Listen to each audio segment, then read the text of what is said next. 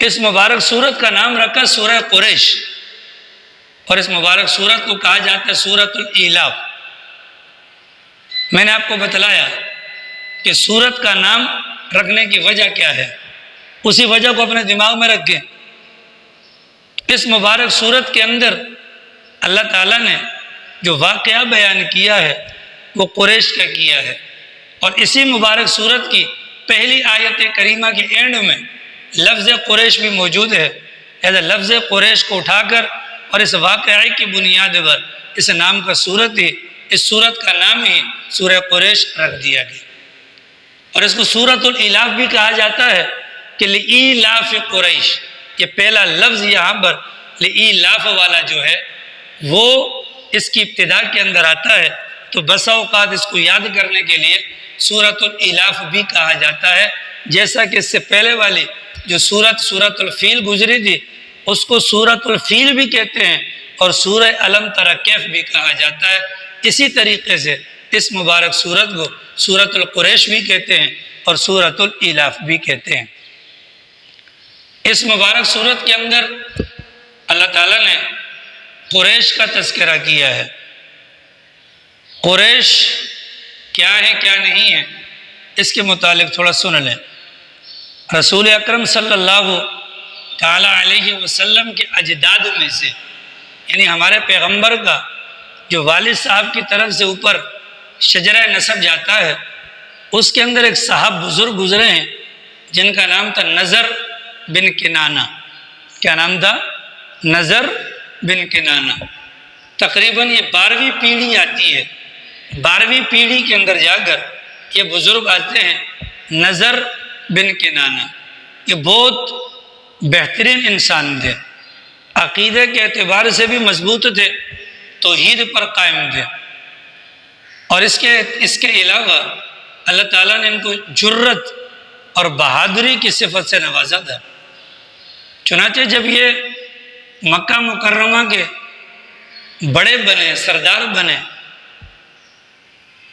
اس موقع پر عرب کے جتنے بھی قبائل تھے، قریش وغیرہ کے عرب کے جتنے بھی قبائل تھے، ان تمام کے تمام قبائل کو انہوں نے یکجا کیا، اور سارے کے سارے قبائل ان کی آواز پر اور ان کی بات پر لبیک کہا کرتے تھے۔ تو لفظ قریش کا اگر مطلب ڈھونڈنے جائیں گے، اس کا مطلب ہوتا ہے جمع کرنا۔ تو چونکہ نضر بن کنانہ یہ پہلے انسان تھے جنہوں نے عرب کو ایک ساتھ جمع کیا، اور سارے ان کے حکم کے تلے جمع ہو گئے، اس بنیاد پر یہ قریش کا لقب سب سے پہلے نضر بن کنانہ کو دیا گیا تھا، اور پھر آگے ان کی جتنی بھی نسل چلی ان سب کو قریشی کہا جانے لگا۔ بعض حضرات فرماتے ہیں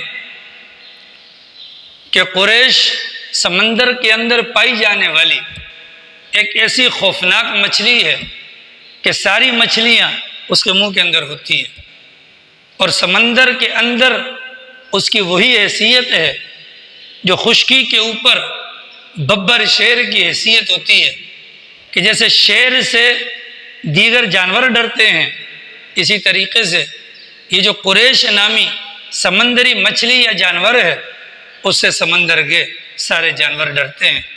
تو چونکہ نضر بن کنانہ وہ انسان تھے کہ جن کا روب تھا، دبدبا تھا، جرت اور بہادر انسان تھے، اس بنیاد پر لوگ ان کے ماتحت تھے، تو سب سے پہلے قریش کا لقب ان کو دیا گیا، سب سے پہلے قریش کا لقب ان کو دیا گیا، اور آگے جتنی بھی ان کی نسل چلی ہے وہ سارے کے سارے قریشی کہلائے جاتے ہیں۔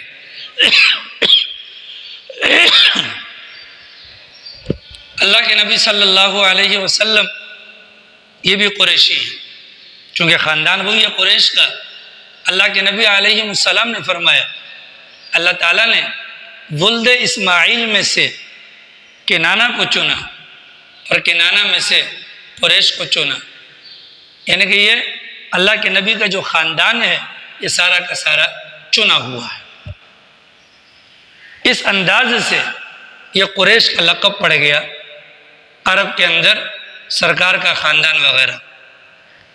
اللہ کی شان یہ ہے کہ نضر بن کنانہ ایک اچھے انسان تھے، لیکن قریش ہی کی ایک اور شاخ آگے جا کر نکلتی ہے جس کو خزاعہ کہا جاتا ہے۔ اسی قبیلہ خزاعہ کا ایک آدمی تھا، اس کا نام تھا عامر ابن لوحا۔ وہ جب مکہ مکرمہ کا بڑا بنتا ہے، اس ظالم نے کعبۃ اللہ کے اندر سب سے پہلے بت لا کر رکھا تھا، اور اس کے زمانے کے بعد سے کعبۃ اللہ کے اندر بت لا کر رکھے جانے لگے، اور اس کے بعد یہ ساری کی ساری کہانی خراب ہوئی۔ بہرحال قریش کو قریش کہنے کی وجہ آپ حضرات کی سمجھ میں آ گئی۔ یہ لفظ قریش اصل میں قریش نہیں ہے، اصل میں قرشی ہے۔ جیسے قرشی کا جوہر جوشاندہ وغیرہ الفاظ ہم سنتے ہیں نا، اصل میں یہ قرشی ہے، لیکن اس کو قریش کہنے کا مقصد کہ جب قرشی کو قریش کہا جائے گا، اس کے اندر قریش کے خاندان کی عزت اور عظمت کا پہلو اجاگر کرنا مقصد ہے۔ جیسا کہ قرآن کریم کے اندر ہم پڑھتے ہیں رسول اکرم صلی اللہ علیہ وسلم کا نام، ہم کلمہ پڑھتے ہیں لا الہ الا اللہ محمد الرسول اللہ، ہم ترجمہ کیا کرتے ہیں؟ اللہ کے سوا کوئی معبود نہیں، محمد اللہ کے رسول ہیں، تو رسول کا ترجمہ خالی رسول۔ لیکن اگر اس رسول لفظ رسول کے اندر اگر ہم لام کے اوپر 2 زبر لگا دیں تو یہ رسولن بن جاتا ہے۔ قرآن کریم کے اندر مختلف آیات میں لفظ رسولن آیا ہے۔ جب لفظ رسولن آئے گا اب ترجمہ خالی رسول نہیں ہوگا، اب ترجمے کے اندر وسعت پیدا ہو جائے گی۔ اب جب ہم رسولن کا ترجمہ کرنے جائیں گے تو اب ترجمہ کریں گے ایسا پیغمبر یا ایسا رسول جو عظمت والا ہو، ایسا رسول جو کہ عظمت والا ہو۔ الفاظ کے اندر یہ معمولی سی تبدیلی کی وجہ سے، حرکات و سکنات کی تبدیلی کی وجہ سے معنی کے اندر وسعت پیدا ہو گئی۔ اسی طریقے سے قریش اصلاً قرشی کہلاتے تھے، لیکن ان کو قریش کہنے کا مقصد کیا ہے؟ ان کے معنی کے اندر ایک وسعت پیدا ہو گئی، اور جس کا مقصود ان کی عزت کے اندر اور ان کی عظمت کے اندر اضافہ کرنا تھا۔ اتنی بات واضح ہوگی بھائی؟